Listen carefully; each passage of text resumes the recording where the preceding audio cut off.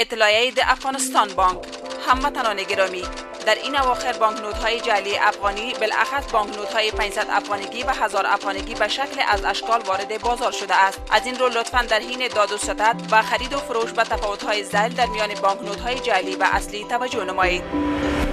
اول، خصوصیت متفاوت کاغذ بانکنوت‌ها. بانکنوت‌های جدید اصلی دارای کاغذ درشت میباشد، در حالی که نوت‌های جعلی این خصوصیت را ندارد. دوم، واترمارک.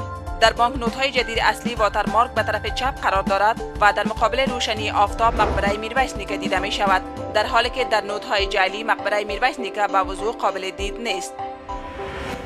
سوم، کیفیت چاپ. در بانکنوت‌های اصلی بعضی از نشانه‌های چاپ شده توسط انگشتان دست قابل لمس می باشد که این کیفیت در بانکنوت‌های جعلی وجود ندارد. چهارم، و هرگاه بانکنوت‌های اصلی 500 افغانیگی و 1000 افغانیگی در مقابل نور گرفته شود، فیته هولوگرافیک آن به سه رنگ سبز، زرد و آبی به نظر می رسد، در حالی که این خصوصیت در بانکنوت‌های جعلی غیر شفاف و کم رنگ به نظر می رسد.